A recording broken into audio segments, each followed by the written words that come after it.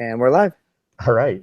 Well, welcome back, everyone. Episode 56 of Kids Deserve It. We hope you've been enjoying our weekly chats with educators and game changers from around the country. Also, don't forget, you can check us out on iTunes. And don't forget, we've got our book, Kids Deserve It, up for sale on Amazon. Always a great gift for anybody in your family. And if you buy the paperback copy, while you're waiting, you can get the Kindle version for $2.99. Also, don't forget to join our Kids Deserve It chat on Wednesdays at 8 p.m. Central Standard Time, 6 p.m. Pacific Standard Time. And check out Todd's very popular Periscope right before the chats at 7:30 p.m. Central Standard Time. This week, we got another great guest, but first we want to introduce ourselves. I am Adam Welcome, Director of Innovation and Technology from the Bay Area of California. I'm Todd Nesloni, Elementary School Principal in Navasota, Texas. And our special guest this week is Cornelius Miner. Cornelius, thanks so much for being with us today. Hey, it's amazing to be hanging out with you all this evening. Awesome. I want to remind our viewers to participate in social media. We love seeing everything that you're getting from the episodes by using the hashtag Kids Deserve It, whether you're watching live or watching the recording later. So we have a few questions for you, Cornelius. So for those who don't know about you, tell us about yourself, man. So I am from Brooklyn, New York. I am a former 7th grade teacher, taught in Brooklyn for a long, long time. And now I work at Columbia University, actually at Teachers College, the Graduate School of Education, associated with Columbia University, where I am a lead staff developer at the Reading and Writing Project. So basically that means that I support teachers with reading, writing, anything in the way of like teacher-led school reform. So really exciting work. Awesome. Lots of grassroots stuff all over the country. So I know you've always got lots of projects going on all at the same time. So what's something that you're really proud of accomplishing this past year? Oh my gosh, so much. I think one of the things that I am proudest of is like I work with a lot of teacher teams to develop curriculum that feels like really powerful for their kids. And, you know, I serve like schools all over the country. I'm really, really proud, especially of the work that I do in my hometown, New York. And I'm working with a group of Brooklyn teachers right now. And we've really thought about like the specific needs of students and traditionally underserved communities. And usually when you think about curricular decisions, those things come from the top down, and New York City has taken a bit of a different approach and allowed me to lead 2 groups of teachers in the city at really thinking about what's best for the kids that they see every day. So really thinking about this idea that there's nobody better to serve kids than the teacher that sees them every day. And really beginning to lead teachers in some of that work has been one of the proudest things of my career, really. I love that. Yeah. I love that. So from going from a teacher to now working at TC, like what's your favorite part about working with people other than teachers and seeing what you just said, but your favorite part overall? Probably not the travel, right? Yeah, that wears on me from time to time. But, you know, there's something really affirming about knowing teenagers all over the planet. You know, like my work, I've done work on the African continent, in Asia, here in the United States, all over, you know, and just like there's something about hanging out with 12, 13, 14-year-olds and just kind of seeing the universality of the human experience through the eyes of a teenager has been really cool. Yeah. I love that. So, you know, what do you think is probably the hardest part about working in education? Gosh, everything. But, you know, I think, you know, with so many competing priorities and priorities that are really, really important, I think the hardest part is choosing where to invest our time. You know, everything is important when you're working with young people. You know, like I know it's cliched to say, but really our work every second is an investment in the future. And there are some times where there are no bad decisions. And when you have to make one because of limited resources or time, that feels really, really difficult. But one of the things that I always say is I am extraordinarily lucky to have to make those decisions. And it gives me great pride to work with teachers as they make those decisions for the students that they serve as well. Nice. So what was school like growing up for you, Cornelius? It was quite an adventure. I went to school on 3 different continents. Wow. I am from Liberia, a small country off of the coast of West Africa. So started my education there. Spent some time in Europe, in Holland, and then came here to the United States. School was dynamic. I think by the time I got here to the United States, I, you know, spoke several languages. I had experienced lots of different things. And so I didn't always fit in. And I think that gave me a really unique perspective as I got older. And that certainly gives me an incredible perspective now, being that I'm always the stranger in a school. Yeah. So. Mm-hmm. Yeah. So when you're having some of those rough, tough to get out of bed days, what do you kind of do to kick your butt into gear and still make it happen? Um, two things actually. I've got toddlers that kind of get me out anyway. So, yeah. So for me, I got to make the pancakes. I got to do all that stuff. I got to cut the apples. So really, most mornings there's no choice. But I think the greatest feeling on the planet for me really is that I get to work with teachers in a way where we're in their classrooms, so the kind of work I do isn't sit in an office work. It's not like, give a big talk in front of a million people work. It's, stand shoulder to shoulder with some teacher in some city and really do the work that's most meaningful to her or to him. And I think that's what gets me out, that every morning I get to leave my house and something's impossible at 8 a.m. and it's possible by 3. And then every morning I get to go see the best person that a town has to offer. I get to go work with the 7th grade teacher, the 8th grade teacher, the 6th grade teacher. And that's really exciting, that you get to accomplish something by 3 that people dream about accomplishing over a career. So. I love that, man. Stand shoulder to shoulder with teachers, man. We got to make that a quote, Todd. That was awesome. Love that.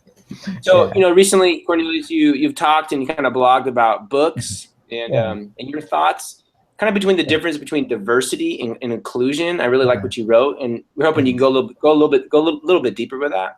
Oh, wow. I've been thinking lots about what's my role as an educator? That's a question I've always asked myself. I guess I've always considered myself an activist. I've been fortunate enough to, have grown up all over the place. And so I've always had a bit of a global perspective. And so the human condition is something that's really important to me.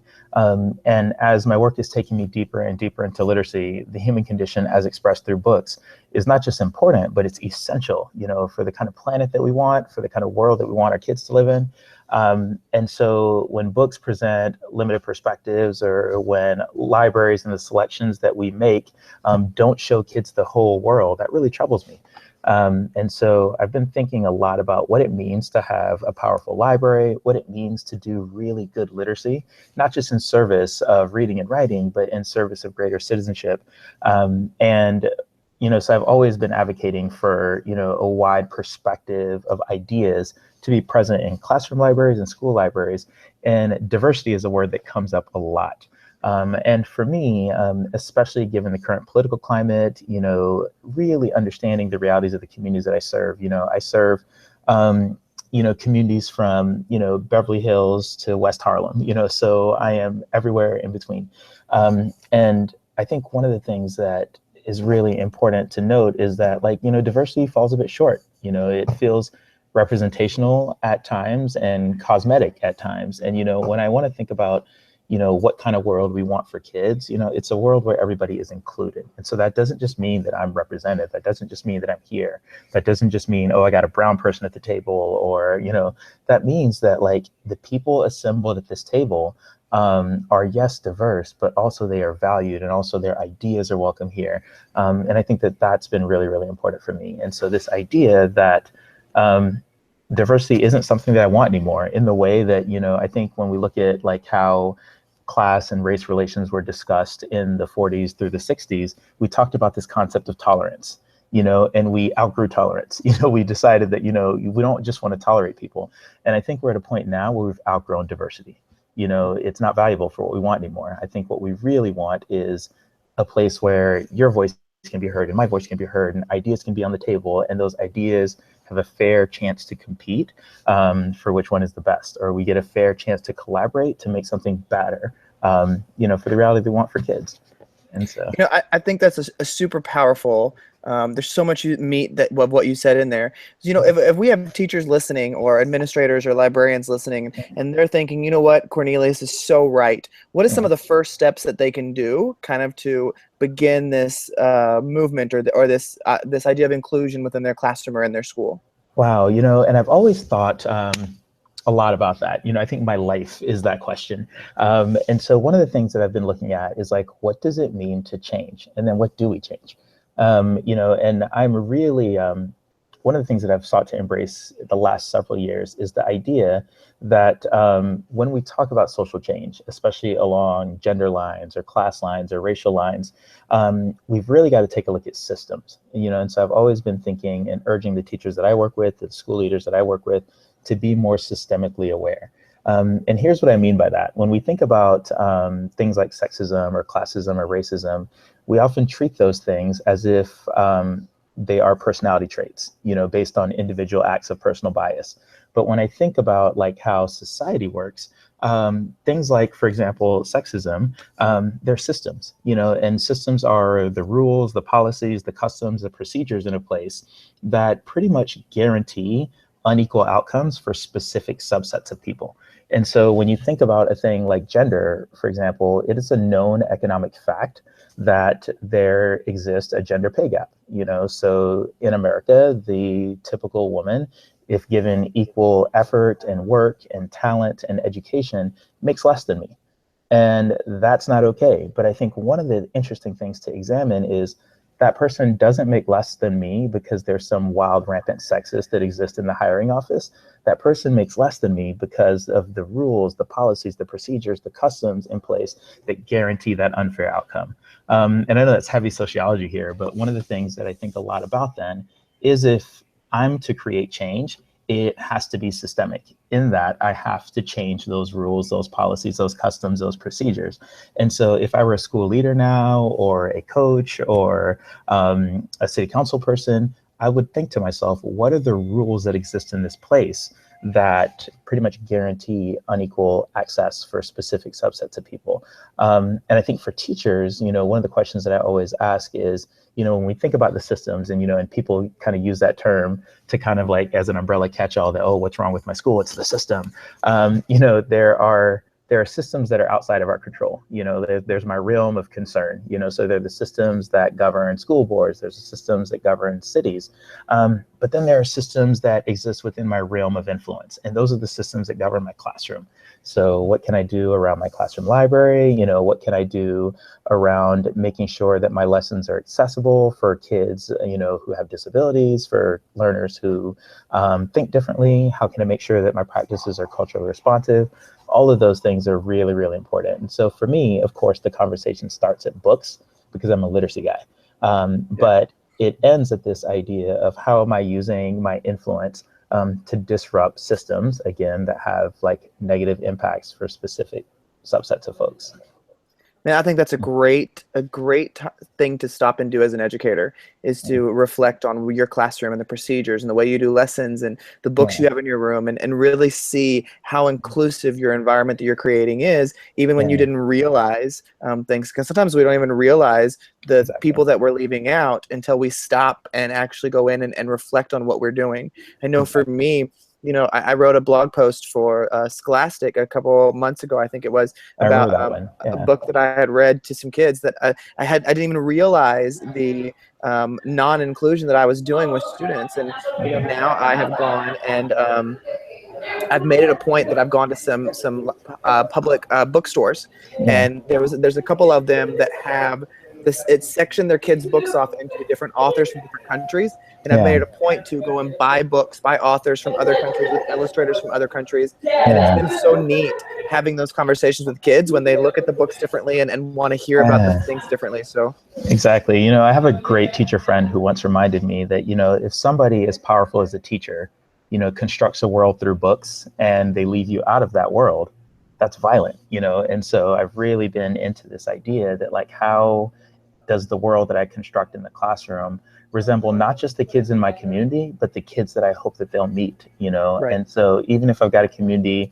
with certain types of folks in it, I want to make sure that they get a chance to meet folks who live across the world. I want to make sure they get a chance to meet, folks who live across town through the books that I select. And that's really important to me.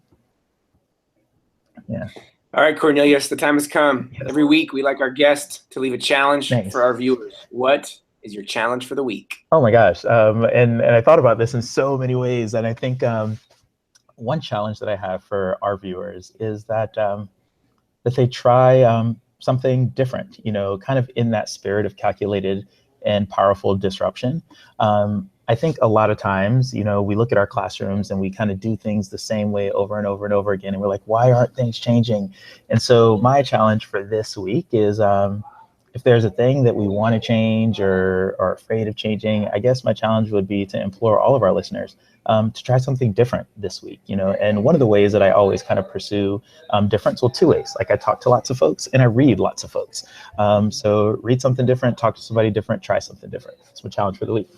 Awesome. Well, Cornelius, thank you so much for being our guest. I know you're traveling, Adam's traveling, and so I really appreciate you coming on tonight and giving us some of your time. Oh my gosh, no, this is amazing. And I mean, and I'm certainly no Adam. I mean, Adam's out here running marathons, and so. Well, we want to also thank our viewers and listeners for listening and watching the show. Remember, you can tweet us using #KidsDeserveIt. We hope you join our Twitter chats on Wednesdays, and make sure you check out our next guest, who is Jennifer Lagarde. Have a great week, everybody. All right, thank you.